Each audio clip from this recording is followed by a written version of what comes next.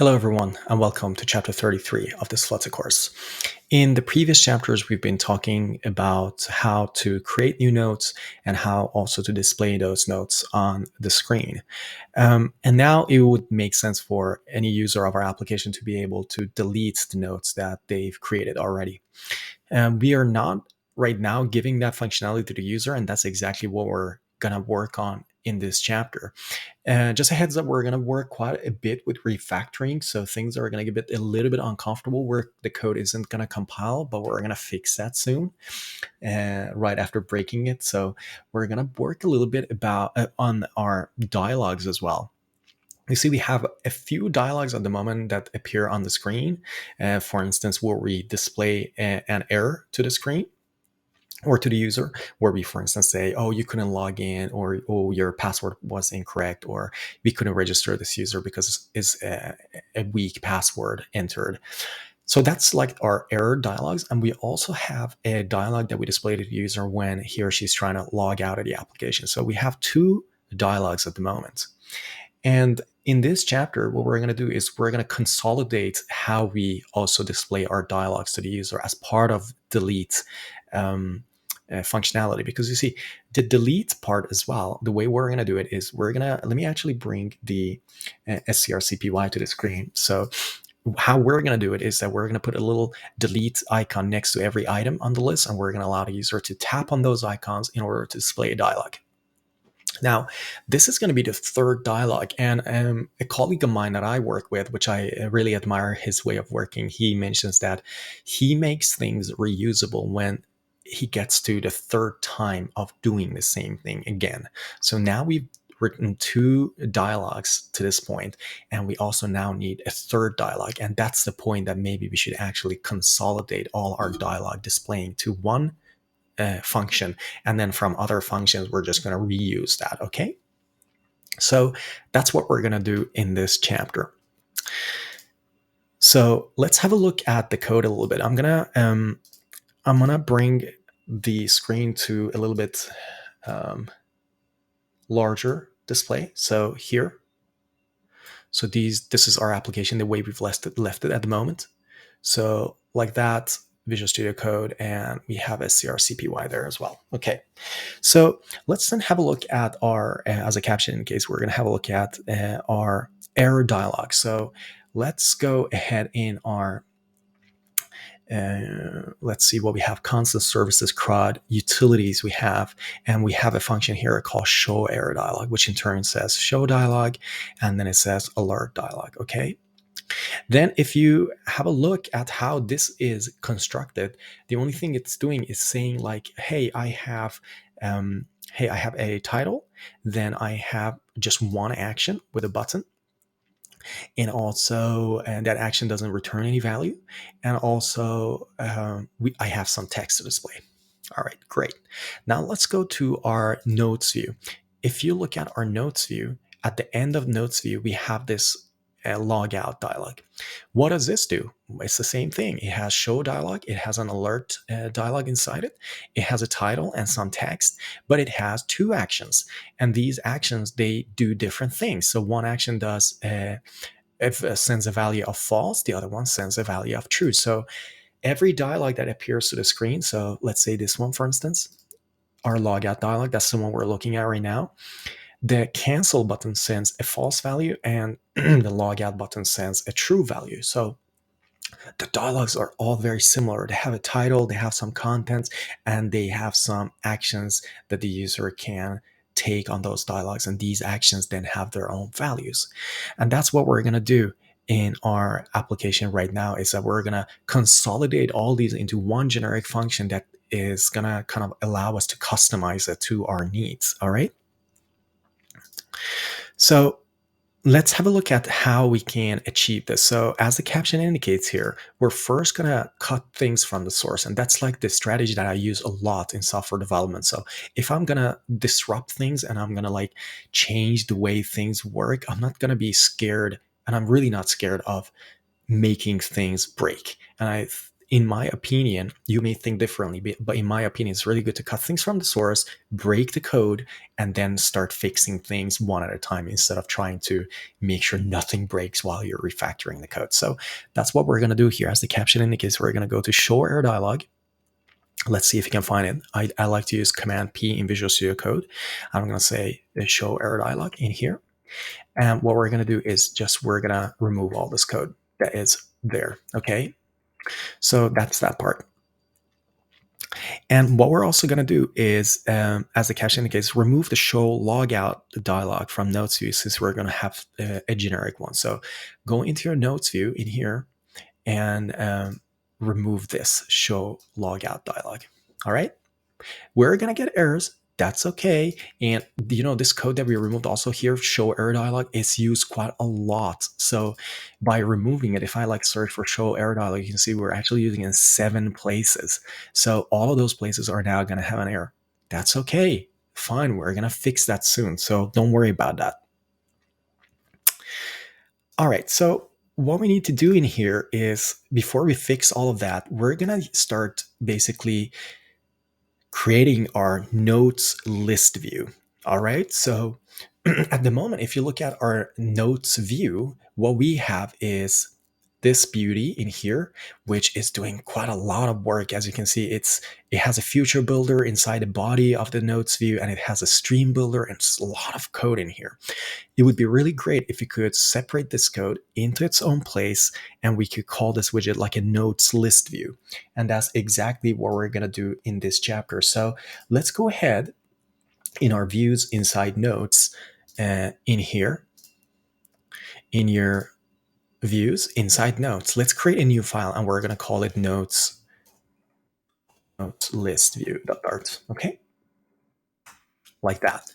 And in notes list view, what we're going to do is going to say the notes list view is a stateless widget. So we create a STL, which is a stateless widget, and we're going to call it notes list view.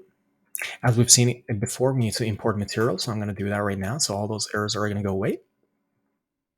Now, what we need to do is we need to actually pass a list of notes to this notes list view so that it can render them, because you see, all the logic for retrieving the notes can stay still in the notes view, but all notes list view is interested in is a list of notes to display. So let's go and expose that as a parameter in our notes list view. So we're going to say final list of database notes. And you can see database node is not imported right now, but Visual Studio Code is going to be smart enough to import that. So if you're if your editor, like if you're using Vim or something on Linux or even Mac and Windows, if you're using that, you may have to import these things manually. So, but the import statements, I believe, if you've gotten to this point in the course, you should be savvy enough, and you should know all these things enough in order to be able to solve that yourself. So I'm not going to repeat all that information again. Just make sure that your database node is in context at this point. So that's going to be our notes. And also, this notes view, as I mentioned in the previous chapter, but maybe it's actually worth mentioning in this chapter because it's very relevant. What we're going to do is, beside every note to the right-hand side, as the trailing tile widget, we're going to display a little trash can icon that the user can tap on in order to delete a note. And what we're going to do then is to make sure that that we can basically call a little function to show a delete dialog to the user. So upon you pressing the delete button, we're going to display a dialog, and the delete dialog is going to be very similar to logout dialog, saying that, hey, you're deleting this node. Are you sure? And that dialog is going to have 2 buttons, yes or no, or something like that. And upon pressing no, we're just going to dismiss the dialog. Upon pressing yes, then we're going to delete that node from the database. All right. So what we need is, you can see the notes list view at the moment isn't it shouldn't have any connection with the notes service. It should be the notes view that has that connection. So this is how you should also like do your components in Flutter, in that you shouldn't leak your services everywhere. So if the notes list view could somehow delegate the deletion task to the notes view, that would be ideal. So the notes list view could display the dialog. It could just say, hey, are you sure? And if the user then says yes, the notes list view could then delegate this information back to its parent and say, hey, do something with this information, okay? So let's then go and create a little callback definition using typedef. Excuse me. And we're going to call it delete note callback, okay? And this is a void function that takes a database note, a database note, a note like that. So we're saying we're defining a function that we're then going to use in our notes list view, which we use as a callback. That will be called when the user presses the yes on this hypothetical dialog that we're soon going to display that user. Okay, so let's go in here and define that. Let's just say delete note callback, and we're just going to say on delete note. So this is our callback, and you're now getting some errors from Flutter saying that these parameters aren't defined. So I'm going to use Visual Studio Code and to say define these parameters for me. And I'm also going to make them required parameters like this. So that's great. We have still some errors in our application, so but we're going to continue building until we can fix all these errors. Okay. All right, that's fantastic. So that's the first part that we had to work on. So let's then go ahead and take our notes view the way it is right here. And you see we already have a list view builder. I'm just going to go and grab this list view the way it is from there. And I'm actually going to cut that and bring it into notes list view inside the build function. All right. So instead of returning a container, I'm just going to return that code that I've just pasted, that I just cut. All right. It looks absolutely horrible at the moment. It's because, I mean, we have so many errors. What I actually like that kind of stuff, to be honest with you. Some developers get nervous when they have lots of errors in their code and they just want to patch them up as soon as they can. But we're going to work just one step at a time. As we say in Sweden, we say per. It means one step at a time. We're going to fix these errors. And at the end of this chapter, everything's going to work. I promise you. So let's go in here. You can see the first error that we have is all notes. And what all notes is giving us an error for is that it doesn't exist in this context. And that's because we have something called notes. All right. So let's go in here and say, now we're using notes. And in here, we don't have all notes either. So we're just going to say notes. That note is going to be extracted from notes at that index. And the exciting part now is that we don't just use the title property of our list tile anymore. We're going to start using something called trailing. And trailing is a property of list tile that, as its name indicates, is going to allow you to specify a widget that needs to be displayed at the end or the trail of every list tile. And this is where we're going to use an icon button, so to display our little trash can. Okay, so let's say icon button. And in this icon button, what we're going to do then is we're going to define the onPressed, which looks like this. And its icon then is going to be icon of icons delete, I believe it's called. Let's have a look at how delete looks like. And you can see it's a little trash can. Fantastic. And make this const to make the analyzer happy as well. All right. So what do we do on pressed? So what we need to do on pressed is, as I mentioned before, we need to take care of the displaying of a dialog that says, let's just call this show delete dialog. Okay, so this show delete dialog, we're going to call it, and we expect it to return a true or false. Remember, we haven't implemented the show delete dialog. That's okay. We can put some constraints on the interface of this function yet, but it doesn't yet exist. So let's just say that this function show delete dialog takes a build context and it returns true or false to us. So if the user says, yes, I want to delete some item, then it returns true. If the user says no, then this dialog should return false to us, okay? So let's go ahead and say final should you should delete is await. And when you're using await, you need to make your onPressed function async. Then we're going to say await show delete dialog. We don't have that function, remember, but that's okay. And when we say should delete, okay, if this is Boolean, then we say if should delete. Then what we're going to do is we say, we call our on delete node with the current node. Okay. So that is, in a gist, the implementation of this widget, nodes list view. All right. But don't worry about these errors. We're going to soon fix them. So, and just save this file as well. Now we need to move to the next item, and that's our own generic dialog. You can see we're going to create a generic dialog Dart, which is so important because pretty much this show generic dialog and the variations that we're going to create on it is going to fix all these errors that we have in our application right now. So I'm actually happy to start working on it. I don't know about you. So as the caption indicates, we're going to create a file in libutilities dialogs generic dialog.dart. So we have, what folders do we have in here? We have lib constants, enums, services, utilities. All right. But inside utilities, we don't have at the moment dialogs folder. And remember that we removed all the contents of this show error dialog. Let's just delete the file now. We don't need that. So I'm just going to delete it and move it to trash.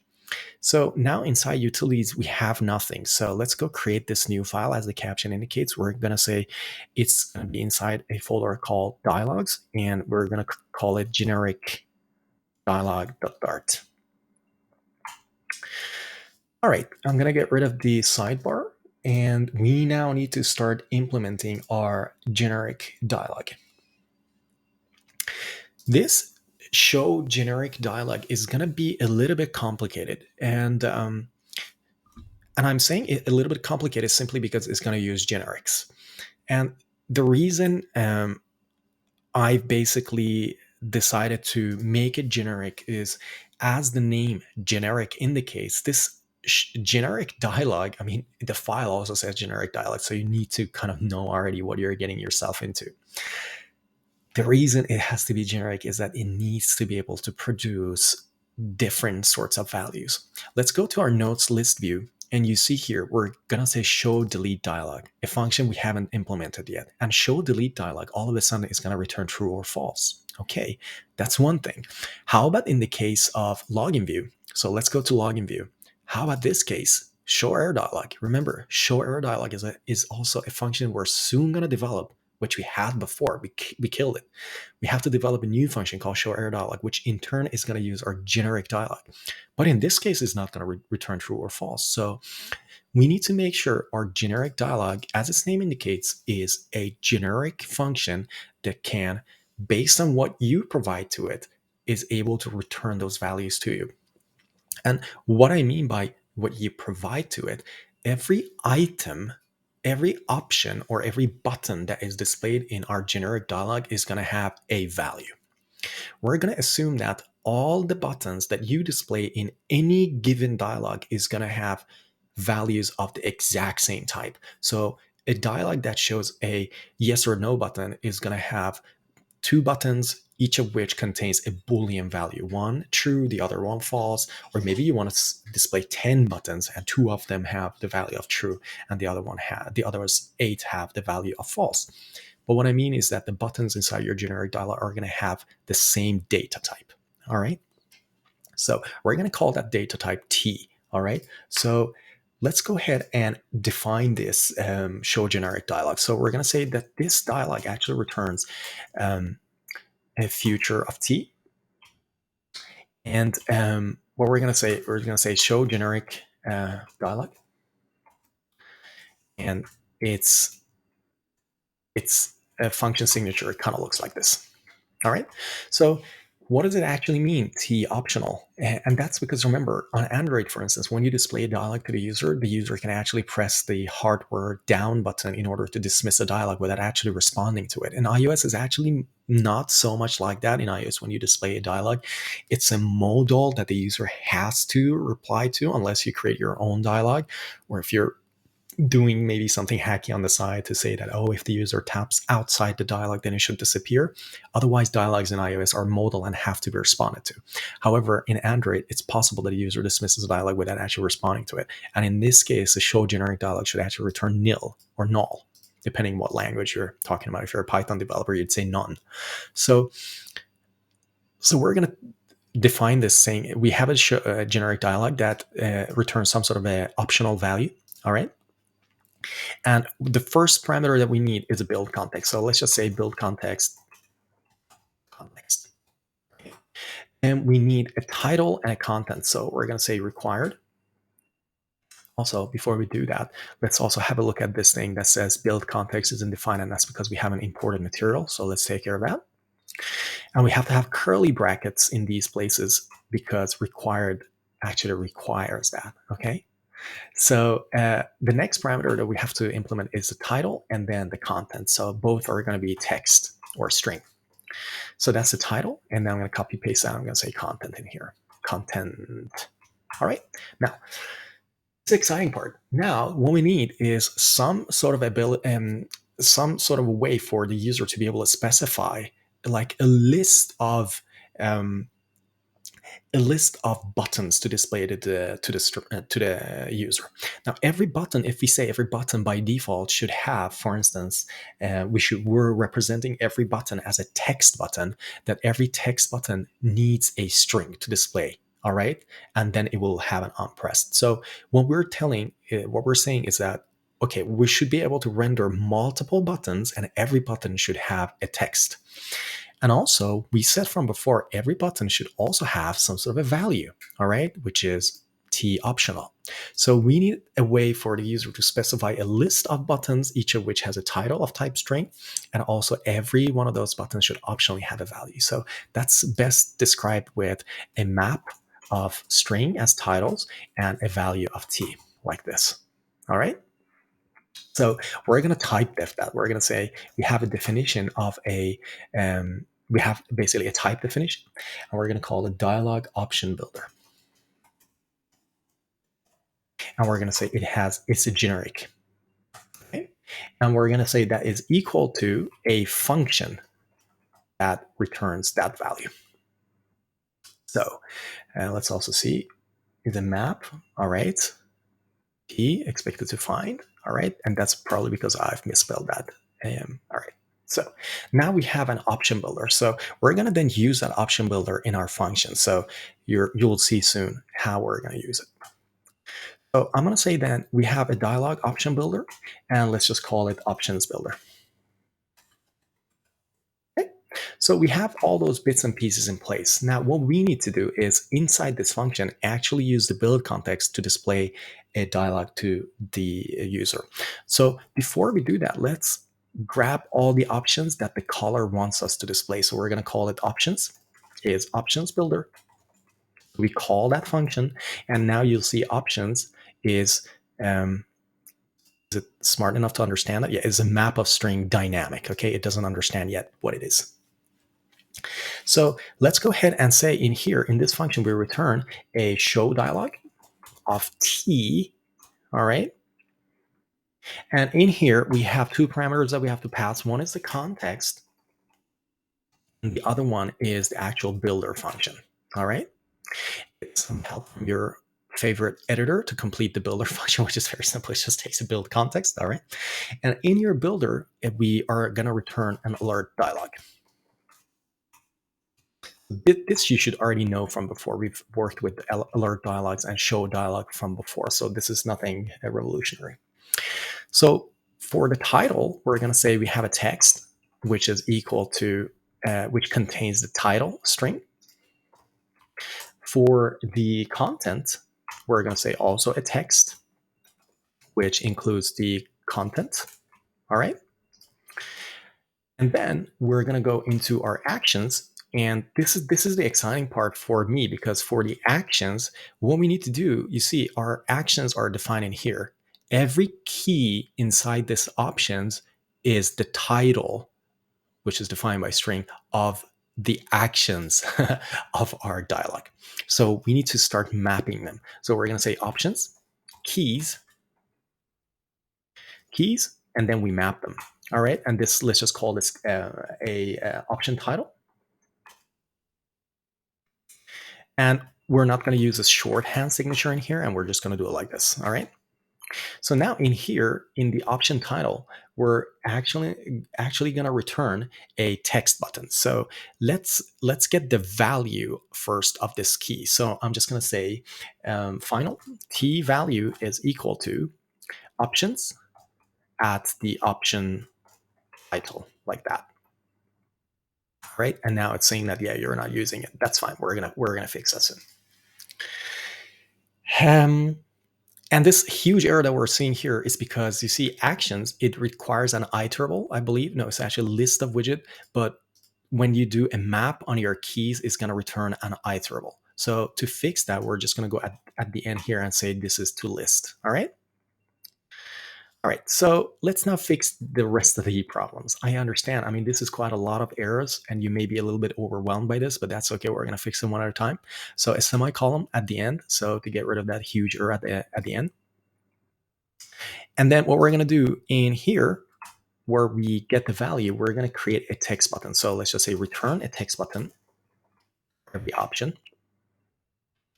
And what the text button needs, as we've seen before, is two parameters: onPressed, and it also needs the, I believe it's child. And we're going to say the child is equal to text of our option title, right? So, I mean, you may be a little bit confused by all of this. That's okay. What we're doing is very simple. We have like a list of titles to display for every button. So every button has one title, and that title is inside this map of string. And the reason it's inside a map of string and an optional T is simply because we don't want to manage two separate lists, a list of titles and a list of values, and then we're going to match the titles with the values. A map is already doing that for us. Furthermore, what a map of string with a T does is ensures that every string, or every key in this case of type string, is unique. So you can't have two buttons with the same title and different values. So the map is perfect for this case. All right. And what we're doing in here for the actions of our alert dialog, we're saying that, okay, every key inside our map is an option title, is a title of a button. All right. So we're mapping that. What are we mapping it to? Every one of those titles of type string is going to be mapped to a text button, whose child is a text of the actual title, which is inside this key. All right. I understand it could be confusing, but please just pause the video, have a look at the code, and I'm sure that you'll understand it better after we actually thought about it yourself. The values then are going to be extracted of this type. And what we're going to do is we're going to say, let's see, final value. And in here, if you look at value, it's going to be dynamic. And what we need to do is just to make sure that, say, if value is not null, then we're going to say navigator of our context. It was written already. Then I'm going to say pop it with that value. Otherwise, we're just going to pop of context, just pop. All right. So that is, now you see why we're defining the value as an optional, because you see some values, some buttons on our dialogues may not actually have any values, just like we have in our login view. If you go back in here, this login view is going to have an error dialog, and this error dialog is going to use our generic dialog, but this error dialog is just going to have an OK button. It has no value. The OK is just an OK, just dismiss the dialog. And that's exactly what this is going to do. So as you'll soon see, the way we'll implement our new show error dialog is going to use our generic dialog. However, it's going to place a little option in there that says OK, and that OK has a null value. All right. Perfect. A lot of talking, a lot of logic, but that's fine. We sometimes need to do this. Okay. Wow. We've now written our generic dialog. what we need to do is we need to start using it, and that is inside our error dialog that we're going to implement now. So let's go ahead and create an error dialog. So I'm going to bring up my notes, and let's, as the caption indicates, inside dialogs, let's see where it is. Inside dialogs, we're going to create a new file called error dialog here. Okay. Now, inside error dialog, what we need to do is we need to use our generic dialog. So we need to have an import in here, which we're going to get Visual Studio Code to help us with. So remember, error dialog is going to just show an OK button. It has no value. So the show error dialog is going to have the signature exactly as it had before, which is a future of void. So let's go ahead and do that. And we're going to call it show error dialog. And the only thing, I mean, the two things that the show error dialog needs is a build context and a text. So we're saying build context, and we're also going to say a string of text. Okay, and let's import material to get rid of that error. So that's that. And then in here, we're actually going to return an instance of our show generic dialog. And I believe it now should be imported. Is it not imported automatically in here? It's not yet, but somehow it's finding it. And I can see we have a show generic dialog actually inside in here. So this is not the one that we're actually going to use. So we're going to use the one with like this. And then we're going to say show error dialog of void. So let's import our own show generic dialog. Was it a show general dialog? I'm actually curious. General dialog. That's interesting. So there is a function called show general dialog, but that's not what we've created. We've called show generic dialog. So be careful a little bit about, with that, because I actually tripped on that right now. So let's go back to our error dialog and say show generic dialog, and it's going to auto import that for me now. So that's the correct one. Okay. So put a comma at the end to get formatting also working fine. Now, a comma in here to get the formatting fine in there as well. Now, the title, we're going to hard code that. We're going to say an error occurred like this. And the content is just going to be the text. And our options builder now is going to be, remember, an options builder, if you go back in here to our generic dialog, is a function, all right, that returns that. So let's go and define an inline function in here. And we say that, oops, remove this, and we say it's a function that returns a map, and the key in here is just going to be okay with the value of null. All right, see how generic that is now. So we're actually defining, saying that this is show error dialog, and it just doesn't return anything. It's just a void. All right, and to make it cleaner, you could actually specify here that this is a void. All right, that's that part. So now we've worked on our error dialog.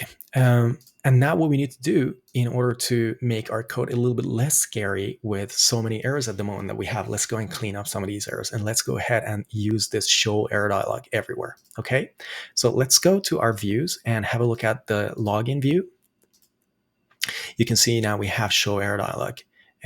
And now we have our own implementation of show error dialog. So let's get help from Visual Studio Code to import our error dialog. And all of a sudden, you see all the errors in the login view disappeared. You can see we're in login view.dart. So let's save our login view. And we have an error in here from our previous import, which was show error dialog.dart. So let's remove that as well. So your login view should now look quite clean. I'm going to close that, and let's then, I'm going to save all of these things that we have in here, because we have so many windows, so many tabs open that it's kind of scary. So let's then go inside the register view and clean up this import. So let's remove the old import from utilities, show error dialog, and let's go and to these errors that we're getting here for show error dialog and get Visual Studio Code or your favorite editor or IDE to auto import our new function called show error dialog, which resides inside this utilities dialogs error dialog. Okay. Now you remember now that we also broke our notes view. here, which at the moment, let's see. Yeah, we've broken notes view simply because we're not returning anything in here because we migrated or moved all the code to the notes list view. So what we need to do now is to go and basically work on our show delete dialog. Okay, so that's not the one that we need. We need to work on the notes views logout functionality, which is here, show logout dialog, you see. So we need to create a new logout dialog as well. And this logout dialog is going to be very similar to how we created our error dialog. So it's going to be very similar. Okay. So I'm actually going to, I don't know if it's worth copying this code. I usually don't like copying, even if it's my own code. Sometimes I do, but in this case, I think it's actually better that we write it by hand. Okay. So let's go ahead, as the caption indicates, inside dialogs folder, create a new file called logout dialog. So in here, and I'm going to say new file, logout dialog.dar. And in the logout dialog, so I'm going to go to my notes as well, logout dialog. All right.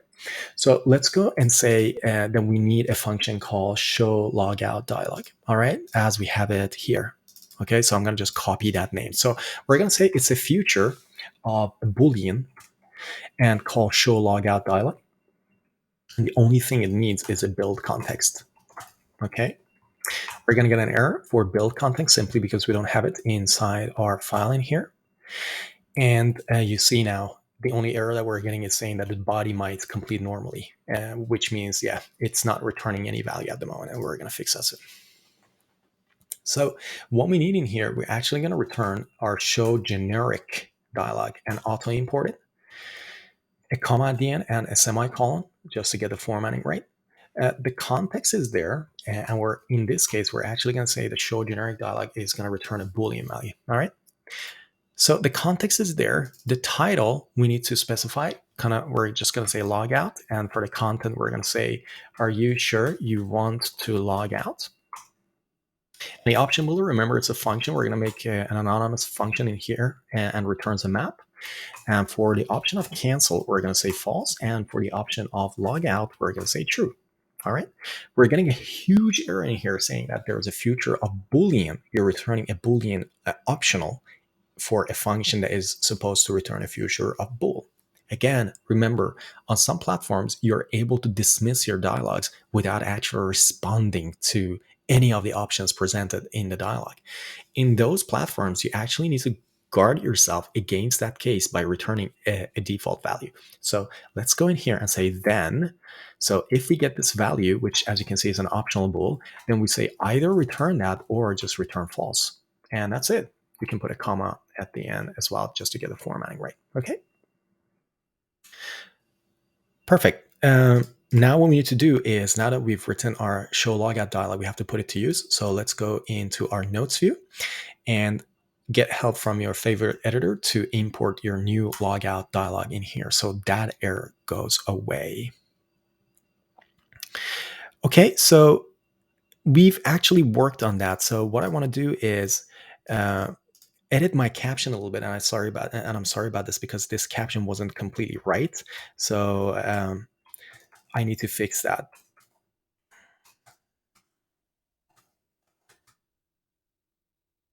Okay, that's fine now. Now that we've worked on the notes list view, let's go and bring notes list view inside notes view. All right. So you can see here we have our notes view, but we also have our notes list view, which we have to import in here. I'm going to go to my notes just to make sure I have everything in place. All right, so in this case that we have all notes, let's go ahead and say we return an instance of our notes list view, and this is going to auto import it for me. So like that. And for the notes, I'm going to say here are all the notes. And upon the user wanting to delete a note, I'm just going to get Visual Studio Code to complete that for me. You can see here. And we get the note that the user wants to delete. All right. Then in here, we're going to make this function asynchronous and just await on our note service, delete this note with this ID. Just like that. All right, and I'm going to save. Now, if you look at your uh, code in here, you can see we have one error here in our notes list view, and let's go ahead and fix that. And we can say it says show delete dialog, and we haven't yet actually written the delete dialog. So what we need to do is need to go and fix that actually. So it creates a delete dialog as well. So let's go inside our the dialogs that we have here. In here, utilities dialogs. So let's go and right click on it and create a new file called delete dialog. And delete dialog is going to be very, very similar to the logout dialog. So let's just go ahead, kind of, maybe we could use the logout dialog. So copy the code from logout dialog and bring it into your new file called delete dialog and just paste it in there. And we're going to call this function show delete dialog. Okay. And it's going to create a generic dialog in here. And in here, we're going to say delete. And we're just going to say, are you sure you want to delete this item? The option builder is going to be cancel, false, and then we're going to have an option that just says yes, true. All right. So now you see how easy it is now that we have a generic dialog, just we're reusing it everywhere. Okay. So then let's go back to our notes list view and fix this function, fix the calling of this function, and get help from Visual Studio Code to import our delete dialog, and that error also goes away. So now I save my project, and all of a sudden you see we have delete icons appear to our every tile, and we should now be ready to actually put this into test. So I'm going to tap on the hello world item here. And now you see it says, are you sure you want to delete this item? Pressing cancel doesn't do anything. But if I press on it and say yes, then the hello world note is deleted and our notes view is getting notified of that information from its stream builder. Because remember, notes service, as we have it here, let's go to our services here, CRUD, notes service. Upon deleting a note, let's have a look at delete note function here. You see what it does is that if it could delete a note, it actually removes it from its array of notes and it notifies the stream controller. Actually, no, that's the delete node. Oh yeah, basically it removes the node and then puts the entire array of nodes in the node stream controller. Okay, so that's how the nodes view is getting notified of a deletion of an item. We can delete another one if you want, and that's it. So well done. Great job for sticking with me throughout this chapter. This was probably one of like the most challenging chapters in that we had a lot of errors from the beginning and we had to fix them. But one of my goals for this course is not for you just to learn how to write Flutter applications, but actually get in the mindset of a software developer. So, and every software developer, they have their own preferences, I included. And one of my preferences when I'm doing refactoring is like to cut things from the source, as I mentioned in the beginning of this chapter. So that's why we got so many errors in the beginning. But you stuck with me and we fixed all those errors. And now we came out of this chapter actually quite victorious. So now we have the delete functionality. What we need to do now is just to go and because we've done a lot of work, what we need to make sure now is to commit and tag our work so that we don't lose this work. So I'm going to do some reorganization on the windows here so you see things a little bit better. I'm going to increase the size. Okay. And let's see now. If we look at the previous tags, we've come to tag 15 from the previous chapter, and now we need to do a tag 16. Okay, so let's go and look at the status. We have quite a lot of things that we've modified. We've deleted the show error dialog from before. We've also added a whole new folder here on under lib utilities dialogs. So let's do git add all, and let's look at the status. A lot of things changed, okay? And what we're going to do is we're going to commit these, and let's just say step 16, okay? And push your changes then to your host git repo. We're also going to tag as step 16. So, and we're going to push our tags. If you look at your tags right now, you have 1, 2, 3, 4, 5, 6, 7, blah, blah, blah. So we have all our tags up and including step 16. All right, so that was for committing and also tagging our work. As is tradition, we're going to talk about what we need to discuss in the next chapter.